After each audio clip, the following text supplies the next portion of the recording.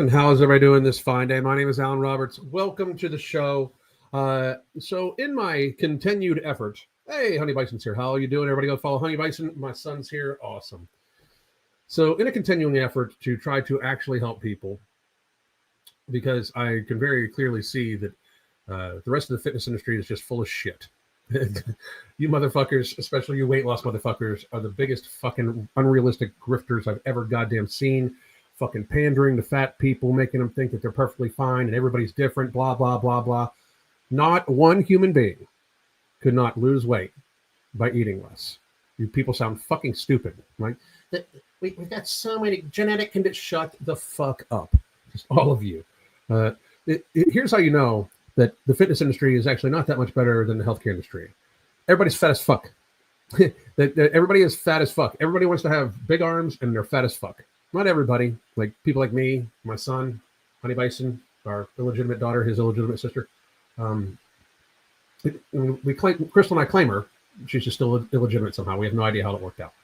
But if the fitness industry was worth any fucking thing, you motherfuckers wouldn't have left me and Mark Lobliner standing just about our lonesome in 2020 and 2021, when in fact the entire planet would be better and better ready for pandemics if they weren't fat as fuck. So you guys are all pieces of shit, just about. Like, there's still a few I like, but most of you motherfuckers don't know what the fuck you're talking about most of the time, pretend you do, and truly don't fucking help any fucking body but yourselves. It's kind of fucking pathetic. I am known for ranting, screaming, making jokes, all that shit, but I'm also known as probably one of the best weight loss coaches in the fucking country. My wife and I have helped thousands of people lose a cumulative over 100,000 pounds in the course of the years. We specialize on helping people get a hold of their food habits, their lifestyle habits, in order to help them become healthier for good. Because you see, anybody, and I mean anybody, could give you a 1,200 calorie diet and have you run 2 miles in the morning and lift weights heavy in the afternoon, and just drink the pre-workout, wash the pre-workout down with coffee, and don't eat anything but chicken and broccoli, and you'll lose fucking weight. But guess what? The second you get sick of that, which is normally pretty fucking quickly, or you burn out, or you get an injury, you tend to put that weight back on and much more. It's just how things work. This is why that the fat acceptance, well, it's an industry, but the fat acceptance people can say 95% of diets fail. No diets fucking fail. You fail. Not one fucking diet fails. If the diet puts you into a caloric deficit, a true caloric deficit, and you lose weight, the diet is not failing. You regaining weight is the diet not failing. Just in case you're wondering, you regaining weight is not the diet failing. It is, in fact, you failing. So one of the reasons why this fails is, one, just like I said, that's completely unrealistic standard. You actually need to like your fucking life. Now, I am not saying that people should do what they have been doing and find pretty much the only joy they have in face fucking themselves with pie every night. What I am trying to say is that we need to build a healthy, realistic lifestyle based around whole foods, minimizing ultra-processed foods to less than 10%, if not lower. I probably ingest somewhere around 5% of my total weekly calories in ultra-processed food. Like today, I had steak, peppers, onion, olive oil, seasonings, that's it. That's what I've had so far. And tonight, I'm probably going to have some kimchi and rice as my treat. That's my treat tonight. I can't fucking wait to have it. We found a good Asian grocer around here, and they have fresh made kimchi. Delicious. So this is the problem. People look for the quick fix when you actually have to adjust your lifestyle. Now, one of the problems that people have when they lose weight is that they're always hungry. We, in our coaching, Crystal and I, we try to get it so people are hunger-free and happy. That's why there's literally a book named Hunger-Free and Happy. That's just how it goes. We want people, even though I'm the angry bald man, don't get twisted, we want people to live hunger-free and happy. I am hunger-free and happy. People say, well, you're always angry. This is how I fucking communicate with people. It just is. This is me being very happy because I'm not a fat fuck. And tomorrow I celebrate 4 years and 9 months of no binges. I have been binge free for 1,733 days. as of today. 1,733 days as of today. Tomorrow will be 4 years and 9 months binge free, where I have controlled the monster that was in my brain, that is still in my brain. I'm still a binge eater. It will not go away. It is in no way, shape, or form going to ever go away. Consider it an addiction. Just consider it an addiction. And I will answer questions at the end. I'm starring them. Just if you ask a question, I'll star it, and then I'll answer it at the end. But one of the things we've done in our coaching is develop ways to stay satiated, satisfied, hunger-free, and happy. So I eat food I love to eat. I take minimal supplements. I take a multivitamin. I do take creatine every day. I'm on TRT. I just went on TRT less than a year ago. I don't ever beef about it with anybody. I've actually lowered my dosage because I wanted to lose a little bit more weight. I didn't want to walk around at 195 pounds. I want to walk around somewhere around 180 pounds. And just have really good energy and stuff. So I dialed back my dosage to make sure that I didn't put on too much muscle mass. And I know that sounds weird. I want to keep my muscle mass on, but I don't want to put on too much more muscle mass. I'm a fucking 54-year-old man, you know? And I just want everybody to understand, I truly want everybody to be healthy, not just for them, but for the rest of society. Like, we truly need in America for people to start becoming America, Canada, you name it. We need people to be healthy. It is a burden upon the system. It is unsustainable. Not to mention that, but I don't want to see a whole bunch of people die. And what people need to understand is a whole bunch of people are going to reach the tipping point much earlier than they normally have. We have had people be morbidly obese since they were 13. These people are now in their 30s. They're not going to live much, much longer. And if they do, their health span is completely already gone. If you are a 350-pound person, you are not in a health span. Health span is the span of your life where you remain healthy, where you can get up, do whatever the fuck you want, run around, jump, play with the dogs, do whatever you want. That is a health span. On no medications besides my hormone replacement therapy, that is a health span, right? Like, this is what's keeping me healthy. This is what's keeping me vitality and young is what I like to call it. Not really, I can't read. I had a different phrase, but the ADHD was like, fuck no. Anyway, one of the biggest problems that people run into when they're losing weight and when they are trying to keep weight off is their portion sizes. Now, all of you in the chat, any of you that have had problems with weight, please tell me that you nodded your head. Just say, I nodded. Every client that I believe I've ever had, including myself, which I'm not my own client, I'm Crystal's client, and that's the truth. She is my coach. My wife is a fucking genius when it comes to this shit. But every client we've ever had, including me, all eat entirely too fast. We eat like somebody is trying to steal our motherfucking food. And I don't know if I've known an exception where somebody is morbidly obese and they eat too slow or they eat slowly. I just don't know. I don't think I've found that. So if you are one of these people where when you were fat, you ate too fast, put I nodded in the comment section, please, because I'm interested to see how this goes, because I have yet to meet anybody that doesn't just hoover vacuum food when they're fat, ever, right? So we needed to come up with a way for me to slow down, because what we were realizing is that even though I switched over to predominantly unprocessed food, predominantly whole food, I was still getting stuck at like 210 pounds. When I went down from like 300 pounds and I got down to about 210, I was able to get down to 180, but I felt like I was like white knuckling it. And that's a term we use. Like, I was like holding on, like, for the fucking, oh my God, for the sake of fucking whatever. I everything I could do. And I was just, there was going to be a binge and blah, blah, blah.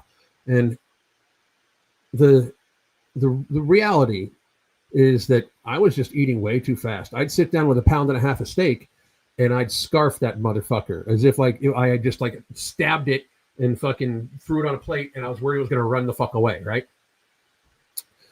So I would notice that even though I didn't think I was binging or overeating, I really, really, really found that I would be full 20 minutes. Like I would be full when I was done eating the plate, but then like 20 minutes later, it's like that feeling of overfullness, not a binge, but that feeling of overfullness. And then you do research on it. Crystal and I sat down one day, and it's like, okay, so here's how this actually works, right? You eat food. You swallow it, and the fat, and you're plowing it away. Your stomach has these things called stretch receptors, right? That's one of the reasons why when people get really, really big, when they stretch their stomach out, it takes more food just to get them to the point where their stretch receptors are even hitting, right? And it fucks with their brain chemistry horribly, horribly, right? But see all the people nodding in the comments. I'm telling you, I don't know anybody. I do not know anybody that this does not apply to. I just don't. But anyway, you eat the food, and your stretch receptors then send signals to your fat cells. Your fat cells then send leptin, which is a hormone created by your fat cells, straight up to your brain. Your brain then tells your stomach to make GLP-1, right? That whole process takes like 20 minutes. So if you've ever had that feeling where it's like you have just eaten a bunch of food and you feel fine right when you get up from the table, but about 20 minutes later, like, damn, I overate. That is what is to be avoided, because that means you have slightly overeaten for what you need. You have eaten past satiation. You have not binged necessarily, but you have eaten past satiation. So we tried to start figuring out a protocol to make this, manageable. And Crystal always pointed out, like the entire time we've been together, which by the way, we've been together over 20 years. I'm the fucking luckiest man in the world. So, but sorry, I just got lost in memories. But we've always noticed that I was always done eating. Like my portion size would be much bigger than hers, but I was always done eating before her. Always, right? So she was like, maybe you should slow down. And so I tried slowing down here and there. I tried putting less portion on the plate, blah, blah, blah. But I'm just packing it in still. So she started having me eat 75% of what I put on my plate. Like it doesn't matter the size. If I would just put a whole big ass fucking steak on my plate, sit it down on the plate, I would eat like 70 to 75% of it. I drink 20 ounces of water, and then I would wait 20 minutes. We would clock it, right? And if I was still hungry, I would eat however much of the food that was necessary to fill me up slowly. But if I wasn't, we would just put that food up, right? And the next thing we know, we realized I'm eating hundreds of calories less, hundreds and hundreds of calories less a day. And I am not hungry at all. I am literally losing weight now, completely satiated, not white knuckling it, and then keeping it off. And one of the beautiful parts about this is, as long as you stay in the habit of doing this on a daily basis, just about, and I only eat 1.5 times a day. So my biggest meal, which is my main meal, I do this every single fucking day. It keeps my portion sizes in check. So as my body got smaller, my food portions got smaller because I didn't need as much to satiate me.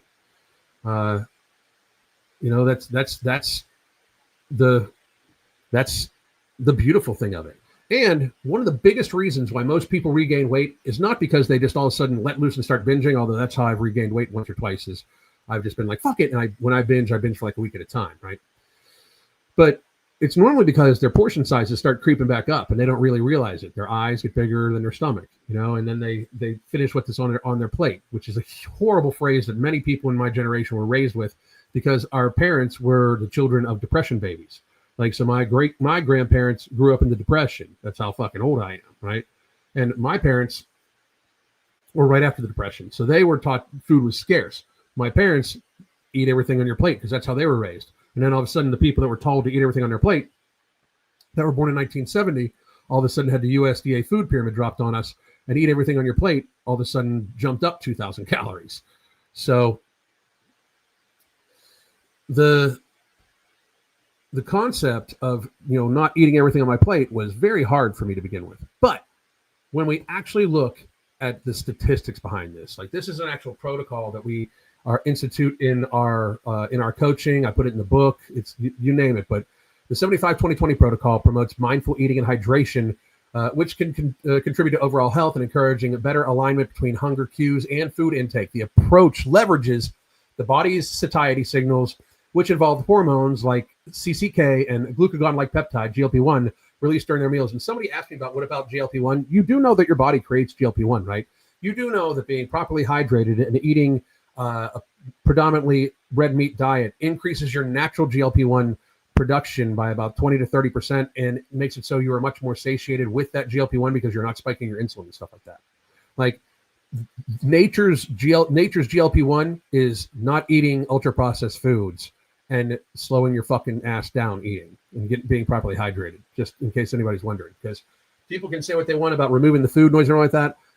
I am not on No Morbidity or Alchemy, which, by the way, amazing products. No Morbidity blunts the biological mechanism that creates ghrelin, so you're less hungry.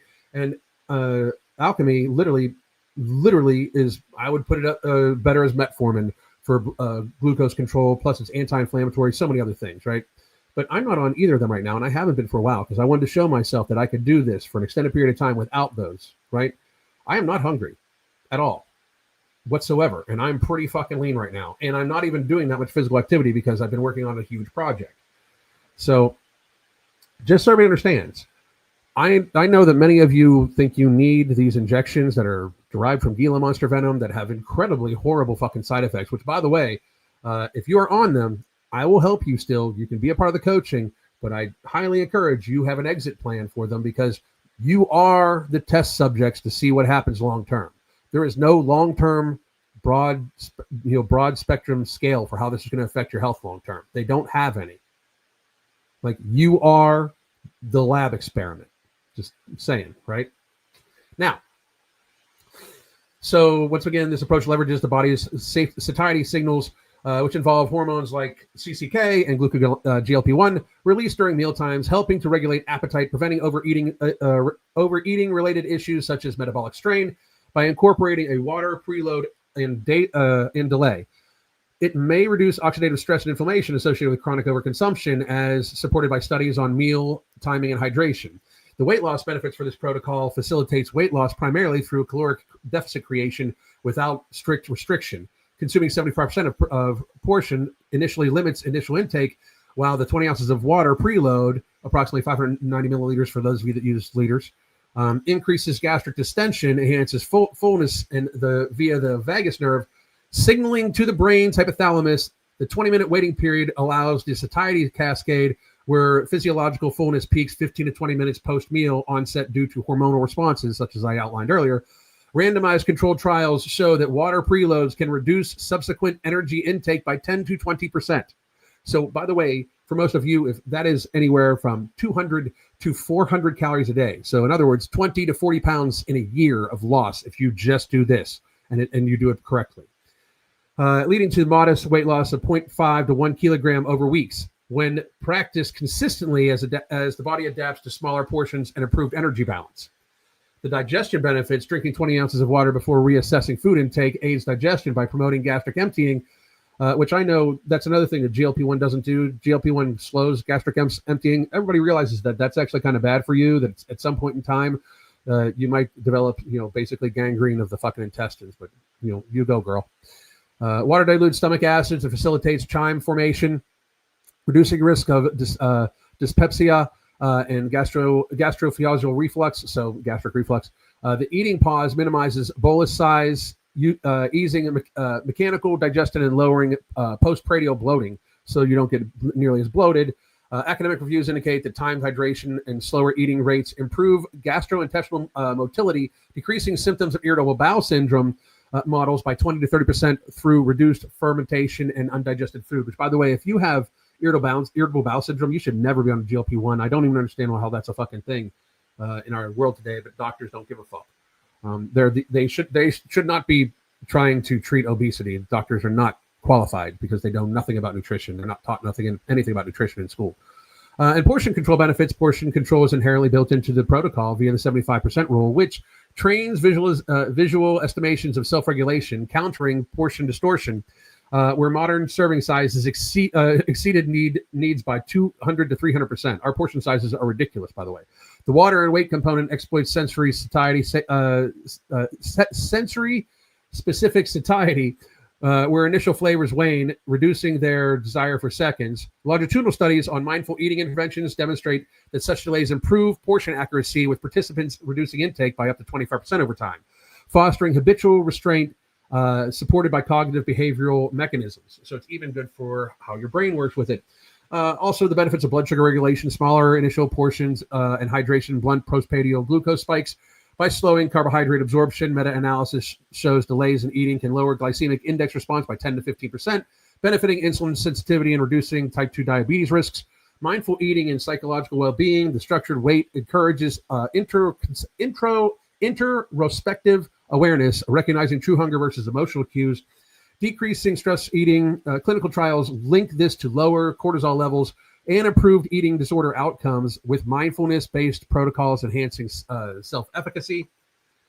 Hydration and metabolic effect. The 20-ounce intake contributes to daily fluid needs, which is also good for your metabolism. And the sustainability adherence. Unlike restrictive diets, this protocol is flexible, promoting long-term behaviors, changing the dropout rates from 20 to 30% lower in similar intermittent studies. So basically what this does is it develops a method for you to just eat differently while being satiated and satisfied. If you can stay satiated, if you have the lack of hunger and you're satisfied because you like the food you're eating, satiated and satisfied, you can lose weight and keep it off.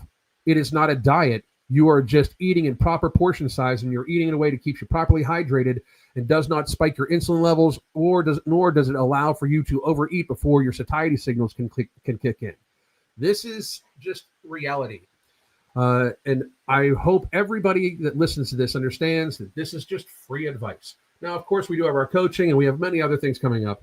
So I am going to put the link in for our coaching, if I can find it. I'm about to sneeze, too, because I'm looking at the light. Give me a second.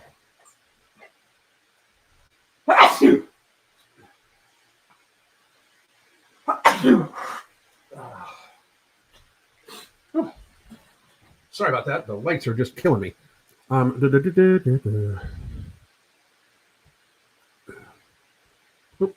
think they have it right here. Here it is. 6 months holiday special. We have helped so many people lose weight over the holidays. Gesundheit. Thank you very much. So I will take Q&A right now. I'm going to start with the people that, we can go right up here. By the way, this is where you can get it. It's in the chat. It'll be in the description box below too. It'll probably be in the pinned comment too. So here I'm going to go to the pinned comments. Speaking of ultra-processed foods, do you see what California is doing? First thing from the state I agree with. I have not seen what they're doing. But California is an absolute fucking hellhole. If you're from California, I'm sorry. Definitely ate too fast. Shovel is a little dramatic. No, I would shovel shit in my mouth. I would just put it in. So, Dave McDonald, definitely eat way too fast. I can help you. You nodded, Kevin. See, it's everybody. Honey Bison, apart from binging process, at least for me, was eating as fast as possible so I could shovel in enough food before my fullness came. So I definitely nodded. I hear you. And this is, what about GLP-1? I eat a few bites and feel that this almost immediately. Yeah. The thing is, that's because of a medication that I would argue that you're not going to be able to stay on forever. You're not going to be able to stay on it forever. A medication that causes so much known side effects, negative side effects. Your body getting used to those side effects is not a good thing. That is like an alcoholic's body getting used to the hangover. That doesn't mean that the damage is not being done. That just means you're fucking used to the damage being done to yourself. Please understand, I am all for anything anybody needs for losing weight, because we as a country, as a people, need to lose weight as much as possible, because we are so fat and so out of shape and so sickly and so ill that something needs to get done as quickly as possible. So I'm not knocking you for being on the GLP-1. I am just saying that if you're looking at it like that, you're looking at it like it's a crutch, like it's doing the work for you. And when you eventually have to get off of it because it either pans off and doesn't work, or because you got to realize the sustained weight loss by the GLP-1 manufacturer's own studies after 4 years is 10%. People normally lose about 15 to 20, and then they regain while on the medication 5 to 10. It doesn't last as long as you think. And very realistically, for every person who's lost 100 pounds on a GLP-1, there are people that have gained 20 pounds on that motherfucker. That's the actual data, okay? And I'm not knocking you, like I said, but I just think that you maybe want to watch out, because it sounds like you are depending upon a GLP-1 medication too much. I learned to limit my portions, can always go back for more. That's good. Good. All right, let's see what we got here. No, what's up? There's Dr. Allen. Hey, man, I'm gonna text you today, or text you tomorrow morning. Actually, I got shit I got to do tonight. But we gotta get back on here. Like I was very busy doing the project. Project is doing really, really, really well. I'm excited to tell people about it. I can't yet, but I'm so excited to tell people about it. I cannot wait. And I think you're all gonna love it. I think you're all gonna love it. So stay tuned. But Doc, I'll text you here in a minute, or text you tomorrow morning. I mean, whatever. I'm semi-carnivorous. Ketosis does this for me. Yes, because it's whole foods. Exactly. 100%. We are also way busier and time constrained. We have a tendency to eat too fast. Exactly. That's good. That's fucking phenomenal. No shit. This is fucking awesome. This is fucking awesome for you. I'm very happy for you. I would try to get the fucking GLP-1, get off the GLP-1 as quickly as fucking possible. I mean, there's already class action lawsuits. So, one, I'd get off them. But two, if RFK starts doing his motherfucking job, yeah, I said it. If he starts doing his motherfucking job, they will eventually be blackboxed. Or they will not meet approval anymore. People are starting to fucking die on these motherfuckers. So they could get revoked. And then you guys are fucked. And that's no shit. They could easily get revoked. Easily. They already, just so everybody understands, semaglutide, just like any other GLP-1 medication, starts with a black box warning at a lower dose. So just keep it in mind. Like, and I'm very happy for your success. Congratulations. No shit. You're a fucking hero. You did whatever you could, but get off that medication as quickly as humanly possible. Please. Please, please, please. It is not, I'm telling you, it is not a long-term thing for you. Absolutely not. You nodded. I hear you, Doc. Absolutely. Even with gastric bypass, I have seen so many people eat out of that tool. Yeah. I mean, people eat out of that all the time. Same one, 228 now to 125, toned and fit now. Been on Manjaro for 3 years now in maintenance. I did have a tummy tuck since I did have to have a tummy tuck since I had so much loose skin. Best thing I ever did. Good for you, and I'm glad. But once again, try to get off that medication. I'm telling you. It's like, you know, the idea behind being healthy is to live a long time healthily, have a long health span and a longer lifespan. Like, I personally hope my health span lasts as long as my lifespan. But just be mindful, okay? Like, besides the fact that, like, you're literally trusting the most corrupt industry in the fucking world. The pharmaceutical industry is the most corrupt industry in the fucking world. Period. People can say the Vatican, people can say cartels. The pharmaceutical industry is fucking corrupt as fuck. Make no mistake about it. No mistake about it. So please, please, please, you know. Anyway, if I'm eating whole foods and walking 6 miles daily, do I need to worry about BMR and calorie deficit? If you're losing weight, I wouldn't worry about that shit either. Here's the thing. People worry way too much about well, I'm in a calorie deficit, but I'm not losing weight. Reality, you're not in a calorie deficit if you're not losing weight. The only way you're not in a calorie deficit if you're not losing weight is if you are somehow retaining fluid at the same pace or more than what you are losing body fat at. If you are actually in a caloric deficit. Like, does everybody grasp that? Like, your body fat's going down, but your inflammation is going up to the point where if you stay the same weight, that's the only way. Like, if you are not losing weight and you are not adding inflammation to your body, you are not in a caloric deficit. And I don't give a fuck what you think you're eating caloric wise. That is just a goddamn number. Calorie counters, don't get me wrong, calorie counters are a great tool.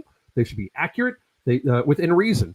They can only be as accurate as the science that is into it. Which, by the way, it's like take chicken thighs. You could have 2 chicken thighs that weigh the exact fucking same, and I mean exact, down to the 1,000th of an ounce, right? And they can have radically different calorie differences and macronutrient differences. One can have more hydration, which is just water, than the other one. The other one, like, it can have an ounce of hydration where the other one has only like a quarter of an ounce. So the other one that only has a quarter ounce could have way more fat, which it has way more fat than it has way more calories, even with protein. They can have different protein allotments, everything like that. These are all guesstimates that are in these calorie counters. It can be off by sometimes up to 35%. And then most people eyeball that shit up. And I suggest you don't get too crazy about weighing every gram of food and everything like that. And if you do weigh your food, you should be kind of like weighing it out in your hand first, then putting it on the scale to test it out. You want to teach yourself what 4 ounces feels like, what 8 ounces feels like, those sorts of things. So you eventually don't need the scale. But in reality, all that is semantics, because if you are eating in a way like that, you think you're in a caloric deficit, but you are not losing weight, you are not in a caloric deficit. Something is not putting you into a deficit, meaning maybe your basal metabolic rate is lower. Maybe you do have different genetics than somebody. And that does not mean that you are fat because of your genetics. That just means that you have to eat less than what you think you're eating, or than what you are eating, so you can lose weight. There's not one human being on the planet that cannot lose weight. That's one of my biggest pet peeves. Like, well, I've tried a calorie deficit and I didn't lose weight. Like, no, you fucking didn't then. Like, if you try to calorie deficit, you would fucking lose weight, because calorie deficits, like, the energy is not going to just appear from fucking nowhere. It's one of these things where, like, people have convinced themselves somehow that, well, I've tried everything. I've tried a calorie deficit and I still can't lose weight. Like, no, the fuck you didn't, or you would have lost weight, because reality exists,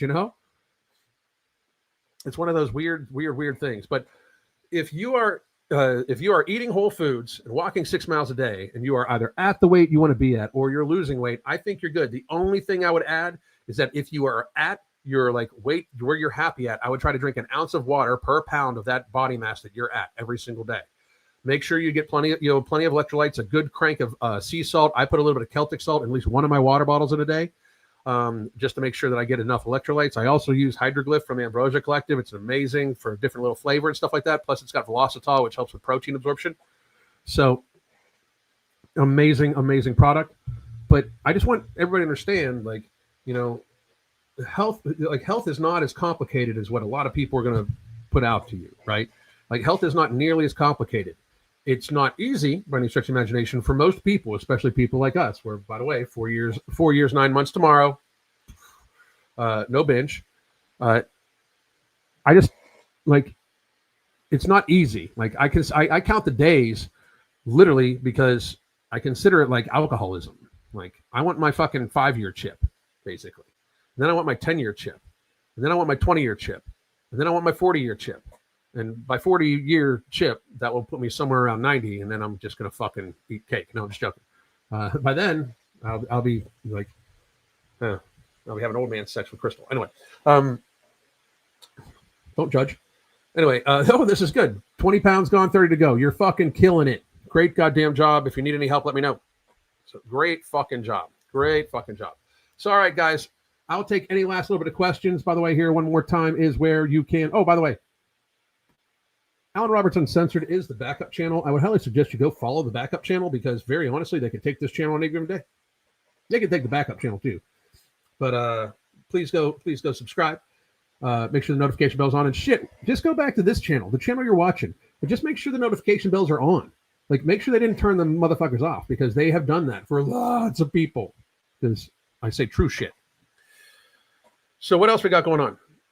Tomorrow there might be a spicy one. Like, me and the doc are going to talk, but tomorrow we might talk about the new movie that came out, An Inconvenient Study. Have you guys heard about that? The Inconvenient Study movie? Have any of you heard about that? It's about the study that was done by the Harold Ford Institute that found a definitive link between vaccines and autism.